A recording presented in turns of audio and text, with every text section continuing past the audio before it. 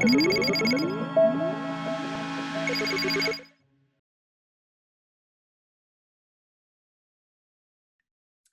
Dr. Frady here. Welcome again to College Writing. I hope that you're doing well today. We always start this class giving an outline of what we'll be talking about. We will first be talking about nouns and pronouns. Then we will move on to verbs and verb tenses. Then we will look at Turabian and what Turabian says about certain spelling issues. Then we'll finally close out with looking at formatting a paper according to Turabian style.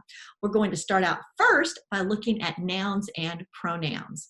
When we think about nouns and pronouns, they're parts of speech that fall under the bigger umbrella of grammar. Now, you might be saying to yourself, well, I just graduated high school, I remember all of this, or maybe you graduated a long time ago, or maybe you didn't do very well when you were in your English classes.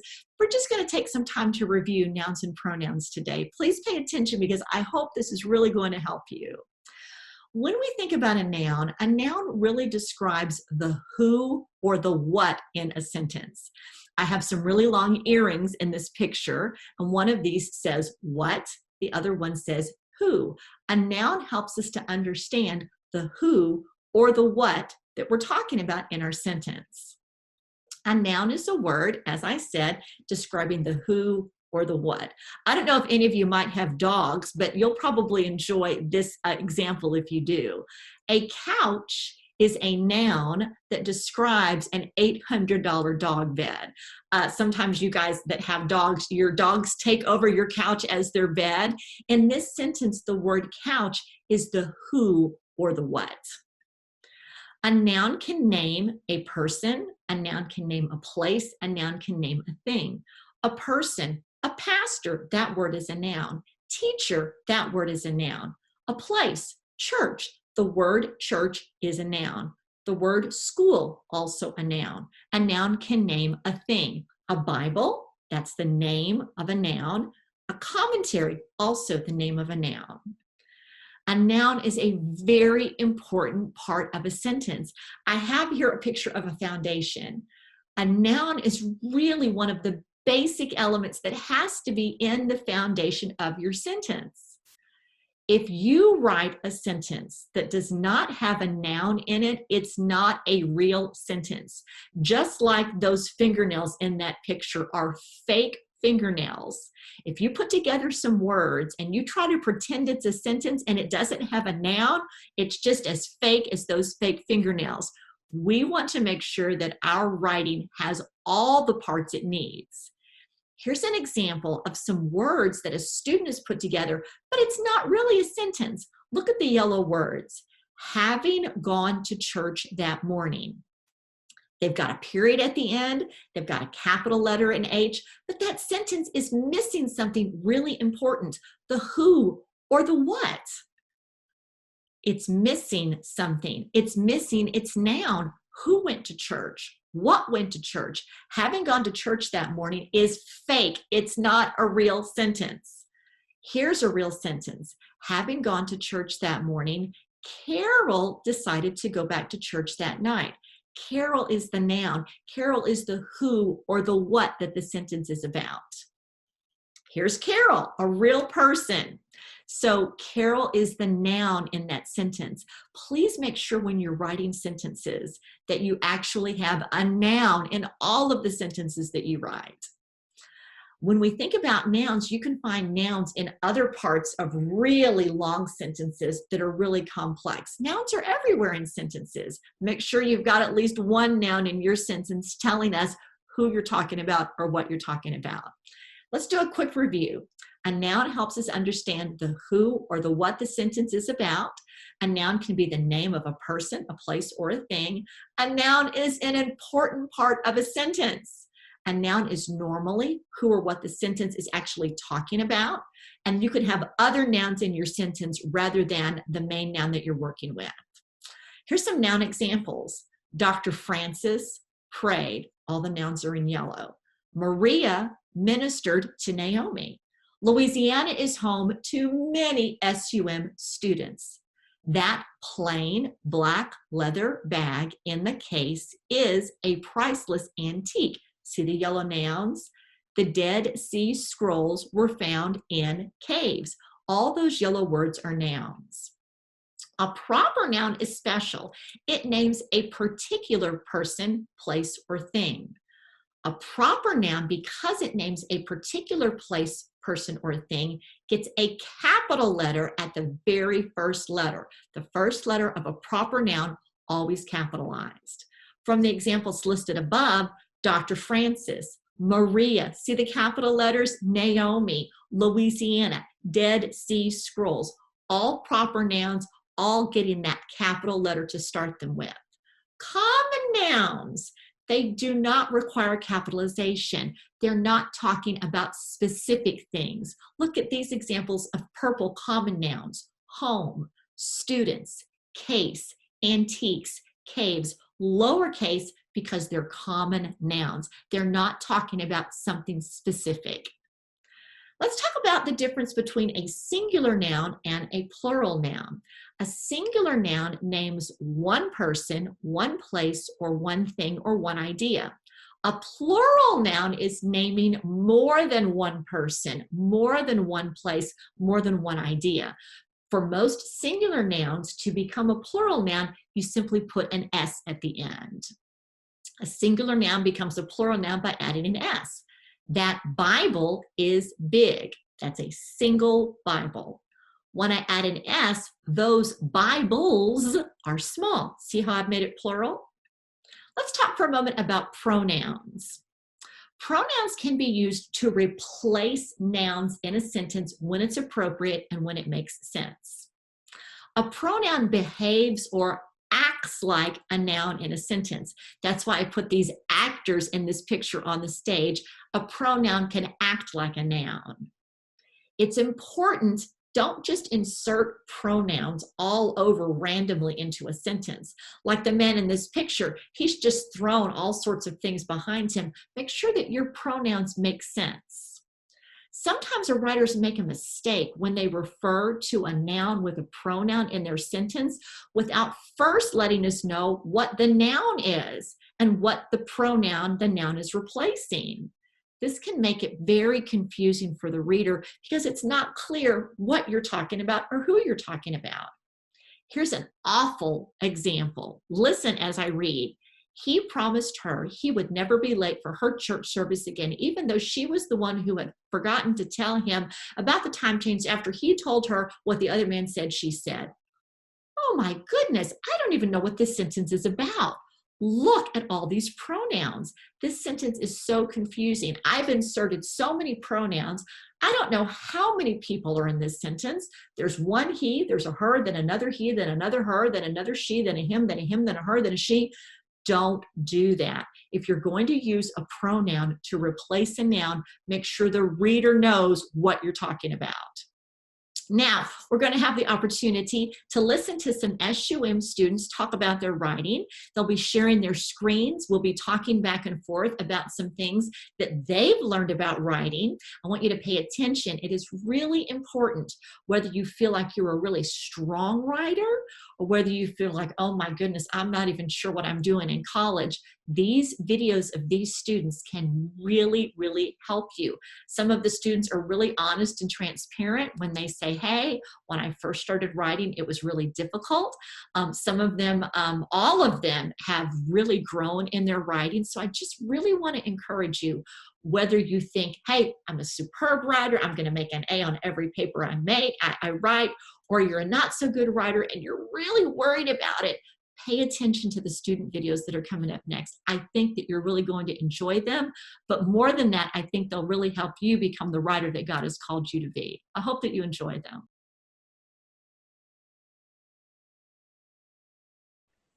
Well, hello, Dr. Frady here. I have two of my favorite students, Estelle and Caleb, and we're going to be talking a little bit more about what we just talked about in the college writing video that we were looking at, this whole idea of nouns and pronouns. So Caleb, I wonder, do you know what's a noun, what's a pronoun? Do you use them in writing? What are your thoughts on that, Caleb? Of course, a noun is a word that takes place for people, places, things, or even ideas. Absolutely. A noun is the name of a person. A noun is the name of a place. A noun is the name of a thing. An idea is a thing. And so Caleb is correct. That would be classified as a noun. Estelle, we talked in the video before this one a little bit about pronouns. Does that mean a noun that's like, yes, I'm the best, I'm pro? What does a pronoun really mean, Estelle? A pronoun is they are words that come to come to that we mention when we don't want to mention the person's name, but we want to say Caleb. But Caleb is a male, we say he. When we say Esther is a female, we say she, and that's how it's going. That is exactly right. Estelle is right. A pronoun can take the place of a noun, and that's a really important thing to remember in our writing. The tricky thing is that you don't want to replace a noun with a pronoun before you've explained to the reader who it is you're talking about. You know, in the video that I showed earlier, I talked about this sentence where there were so many pronouns, the reader didn't know who was talking about who. It was something like, he told her that she was going to meet him before he got to church, but then she said that she would meet him later. So Caleb, do you know how many people are in that sentence? My brain hurts just from you saying it. I'm trying to figure out who's who. When we don't let the reader know which noun we're talking about with our pronoun, it can get very confusing. Estelle, in that sentence that I just used, could you even count how many pronouns were there? It was so fast. I didn't hear. Oh, it was so fast. But when you say it again, I can say how many people are there, how many ladies or how many guys. I'll figure it out. Yes. See, we shouldn't make the reader have to figure out what our sentence is trying to say. And so that's a great point, Estelle. When we're writing, when you're doing writing for a college paper, you don't want your professor to be looking at your screen saying, now what is she trying to say? Who is she talking about? So you guys are right. When you are using your nouns and your pronouns, you want to make sure it is very, very clear. Who are you talking about? We talked in the video earlier that a noun really explains the who or the what of a sentence. Like, for example, if I said this phrase to you, having gone to church, something really important is missing. Do you know what's missing from that little phrase? I know. What is it, Estelle? A personal pronoun? Yeah, there's no noun at all. Having gone to church, who are we talking about? Are we talking about a man? Are we talking about a woman? When we speak, sometimes we might say something like, having gone to church, Estelle decided to go back that night. But if I just write the words having gone to church and put a period at the end, that is not a sentence. That's just a phrase. There's no noun that's there. Caleb, I wonder, do you ever find yourself when you're writing that you're typing the way that you think or the way that you speak? And when you look back at your paper, you're like, oh no, that's not the way that my professor wants me to write. Have you ever done anything like that, Caleb? Unfortunately, every time I write. Caleb, would you agree that in the United States, where I know that you live, that many of us, that the way that we talk is the way that we actually are going to type things? Yes, definitely. And so what do you do about that when you're trying to put together a sentence or a paragraph? You know it needs to have nouns in it. It's okay to have pronouns in it. What do you do, Caleb, to make sure that you're writing in an academic way, choosing the appropriate grammar? Well, first, I usually look back and try to think, how is the reader going to read my paper? Are they going to understand what I'm talking about? And then I also go back in and read over the Turabian format and make sure that I have everything just what Turabian has for us and the way that Turabian instructs us to write the paper.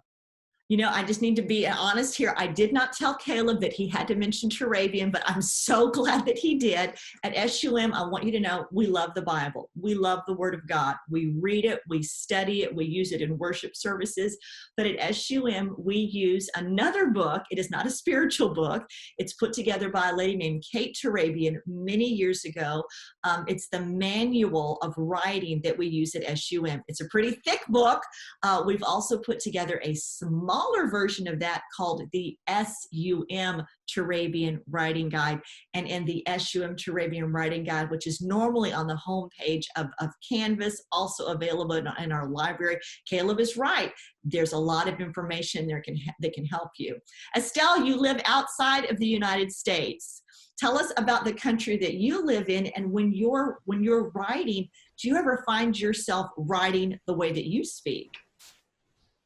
Yeah, the way we speak, that is how we write. And most of the time, there are so many grammar mistakes. And so there is a Grammarly program on the net that comes and corrects a lot of words that you make mistake. And when we done with that, we also go through the Turabian that we are taught in class, and we also read over, and we kind of arrange and make well our tastes. Yeah. Oh, I'm so glad you mentioned Grammarly. I didn't tell Estelle that she had to mention Grammarly. Grammarly.com is a free source that is available just about all over the world if you have the internet. And Grammarly will check your paper and will give you little comments like, this noun doesn't work here, or you've got a pronoun in the wrong place. Now, Grammarly won't do everything for you, so you still would want to proofread your paper to make sure you're going the right direction. Speaking of papers, Caleb, I wonder if you might mind sharing your screen with us. Let us look at a sample of a paper that you're working on, and let's see if we can find some nouns or some pronouns, and let's see if you're using them properly. So he's going to share his screen, and we'll just kind of talk about his paper and see the different information that's there. All right, so we've got a paper right there. We're just going to look at that very first paragraph. It said, "Launch was a very informative and captivating read.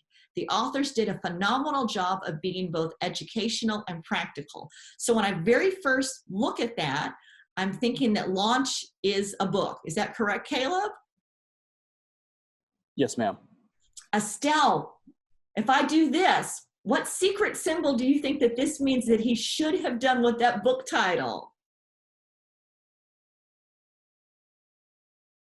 The book title has got to be italicized. We were just talking about Turabian. Turabian tells us that anytime we have a book title, we've got to italicize it. So even though we're supposed to be talking about nouns, and the title of a book is definitely a noun, if Caleb were going to be editing this paper, he'd want to make sure that he has the word launch italicized.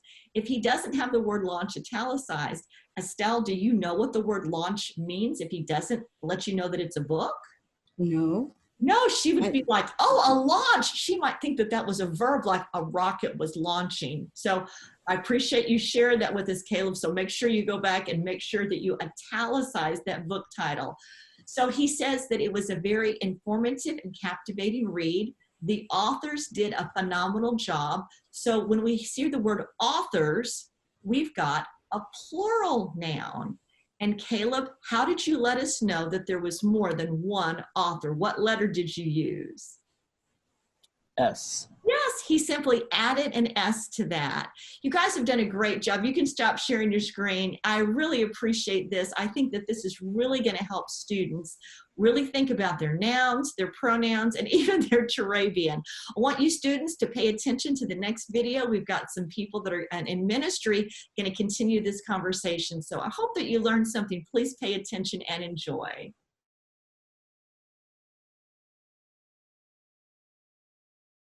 Hello, welcome. Dr. Frady here with one of my favorite professors. This is Professor Salas.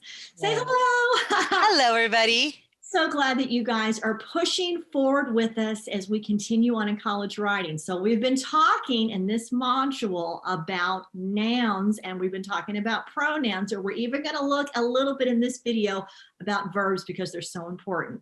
So Professor Salas and I have put together for you in this video some examples. And so we want you to look at these examples and listen as we talk about them.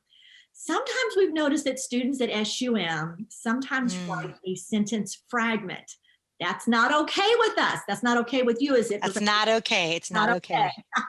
A sentence fragment would be a group of words that might have a capital letter and then a period, but it's maybe missing a noun, maybe missing the subject. So here are some examples that we're going to look at in this video. Let's look at the very first one. Listen, Professor Salas, as I read this and you tell me if you think something's missing. Shows a small difference in the efficiency. Wait, Dr. Frady, you left me hanging there. There is definitely something wrong. I have left one of my best professors hanging. This needs to be revised. The subject of this sentence is missing.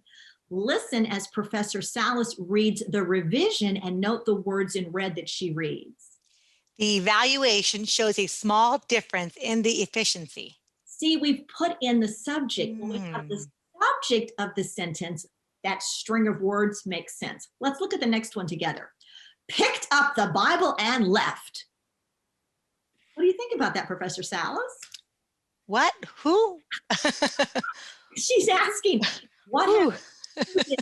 We've left out the subject. That string of words, while the P is capitalized and there's a period at the end of the string, it's not a sentence because there's no subject. Let's get Professor Salas to read us the revised version. Juan picked up the Bible and left. Now we know who it was. Juan was the subject. How about this one? Walking up the street into the church. Does that make sense to you? It does not, but this one does. The dog was walking up the street into the church. Good for the dog. We've got a very spiritual dog here. But without the word dog in the sentence, we don't have a subject for the sentence and it doesn't make sense. Let's check out the next one. Found the lost Turabian book. What are your thoughts, Professor Salas? Somebody lost a Turabian book. Was that on purpose? I hope that nobody is losing their Turabian books on purpose. But we don't know who lost it. We don't know. We don't. It's a sentence fragment. They have left out the noun. They've left out the subject. So you read that revised information. The professor found the lost Turabian book. So the professor then is the subject that was missing from that sentence. Let's move on to the next one. Let's see if Professor Salas thinks this makes any sense.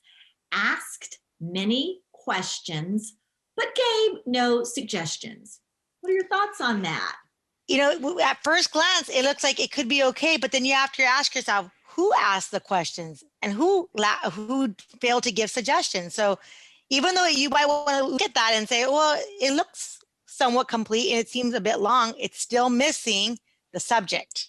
Mm-hmm. And as we discussed, you have to have the subject and a verb in a sentence. So in that case, in this case, the subject is good. missing. And you know what? I've seen some really long strings of words in SUM papers that are not sentences. So just like Professor Salas said, just because you have a long list of words doesn't mean it's actually a sentence. So Professor Salas, read us that revised sentence with the subject there. The student asked many questions, but gave no suggestions. So now we know that we have a student that's doing the work of this sentence. This is the subject of the sentence. So students watching this video, when we put our nouns and our pronouns into our sentences, we have to have them as a subject. We can't just have a fragment floating out there in space. Absolutely. Now, I've noticed that sometimes, in addition to making a sentence fragment that does not have a subject, sometimes SUM students on accident will give me a sentence fragment that doesn't have a verb. So let's do the same kind of thing here. Let's look at these examples where there's a verb that's missing. And you tell me if it makes sense or not. Absolutely. And before we do that, let me just mention that what I tell students is if you're missing a subject or you're missing a verb, you don't have a sentence, you just have a group of words. So like Dr. Frady says, you can have a long group of words, but that doesn't make it a sentence until you have that subject and that verb. So let's Exactly go ahead right. and begin. That's kind of like saying that I go to church, but I don't have Jesus as a part of my life. Yeah, So we want you to definitely. have Jesus in your life, and we want you to go to church. We want you to have subjects and predicates, or nouns and pronouns and verbs in your sentences. Otherwise, Yes. your sentence fragments. All right, let's look at some of these together.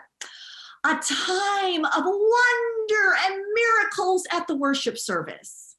Okay, that sounds super, doesn't it? It does, but something's What's wrong, missing. Professor Salas? She's frowning. She's not happy with me. What's happening here? Where's the verb? Where's the action word or the state of being? It's missing. So read us the revision and help us out here, Professor Salas. That was a time of wonder and miracles at the worship service. So then we've got the verb in there. Now, even though I said with great enthusiasm, a time of wonder and miracles at the worship service, even if you read a sentence enthusiastically, it could still be a sentence fragment. Absolutely. Even a sentence about worship, even a sentence about Jesus, even a sentence about the Holy Spirit. If it doesn't have that subject and that verb, the subject can be a noun or a pronoun.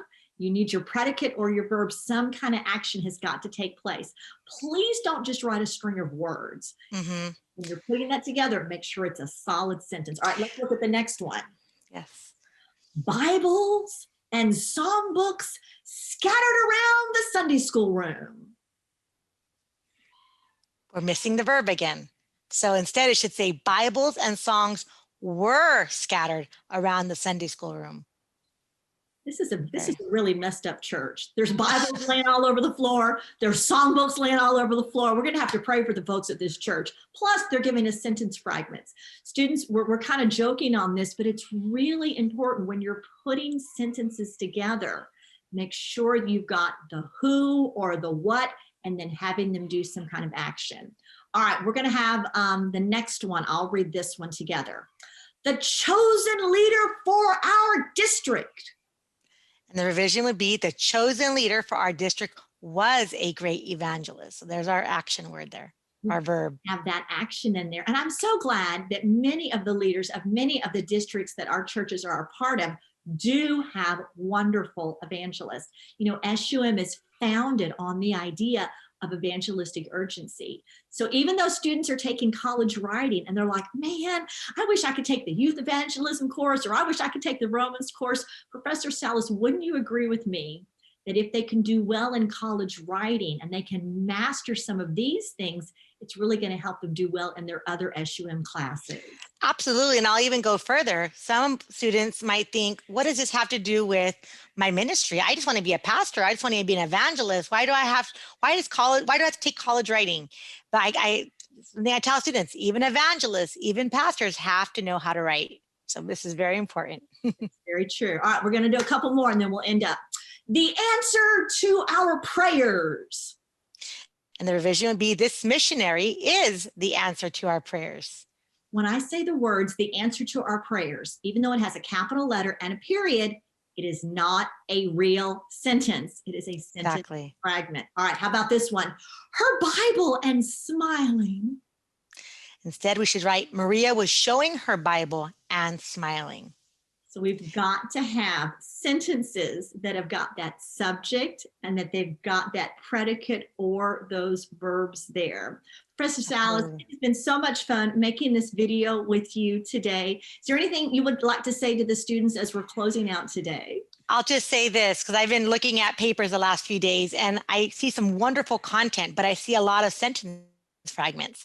And it makes me think, how much more powerful can these papers be when we can write out complete sentences? Because it just brings a lot more, it makes our paper so much more polished and easy to understand and straightforward and clear. So, you know, we have to write in complete sentences. Even when our content's good, our sentence structure has to be excellent. I completely agree. Students, keep up the good work. We are praying for you and continue to do the good writing the Lord has called you to do.